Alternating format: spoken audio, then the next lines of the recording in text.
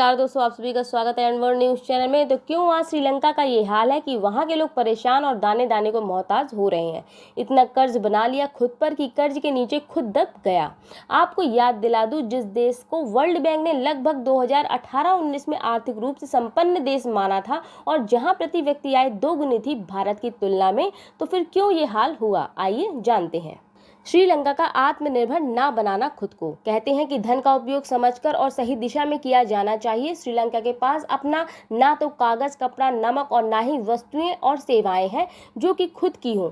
ये ज़्यादातर चीज़ें देशों से मंगवाता है, जिसके लिए विदेशी मुद्रा चाहिए होती है, जो कि अब श्रीलंका सरकार के पास है ही नहीं।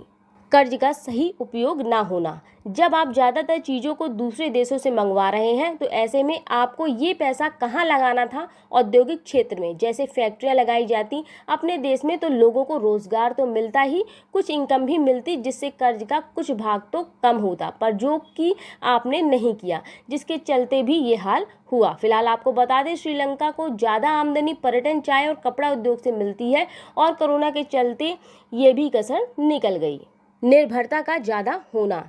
जैसा कि हमने बताया, हर चीज़ मंगवाई जाए दूसरे देशों से तो उसके लिए आपको विदेशी मुद्रा देना होता है, और अगर ये खत्म हो तो देश आर्थिक संकट में पड़ जाता है। जैसे श्रीलंका, आपको पता होना चाहिए, श्रीलंका का राजकोषीय घाटा लगभग 11% है। जानकारी के लिए बता दें, आमदनी और खर्च के बीच जो अंतर होता है उसे राजकोषीय घाटा कहा जाता है।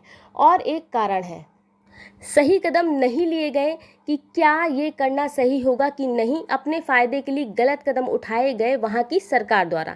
श्रीलंका के राजपक्षे परिवार चुनाव जीते तो किए गए वादे के मुताबिक देश में वस्तुओं पर सेवाओं पर लगाए जाने वाले वैल्यू एडेड टैक्स यानी वैट को आधा यानी 8% कर दिया, और इससे जीडीपी के 2% के बराबर घाटा हुआ श्रीलंका को। तो ये थे कारण श्रीलंका की आज की स्थिति पर। आगे चलते हैं, पूरे विश्व में क्या माहौल चल रहा है आपने सोचा? अगर नहीं तो चलिए हम याद दिला देते हैं आपको। रूस यूक्रेन जंग चालू है, श्रीलंका में इमरजेंसी लगी है, फिलहाल अभी उसे हटा दिया गया है। पाकिस्तान में राजनीतिक उथल पुथल मची है। पड़ोसी देश म्यांमार, जो कि पड़ोसी हमारे भारत का, मिलिट्री का राज है। अफगानिस्तान में तालिबान की सरकार है। तो चीन में सिर्फ एक ही पार्टी का शासन है, जहां लोकतंत्र है ही नहीं, कोई नहीं। ये सब एक तरफ। भारत की बात करें तो आधे से ज़्यादा लोग काफ़ी बिजी हैं, क्योंकि आईपीएल चल रहा है। कुछ भी कहिए, मगर हमारे भारत देश में जनता का शासन है, शांति है।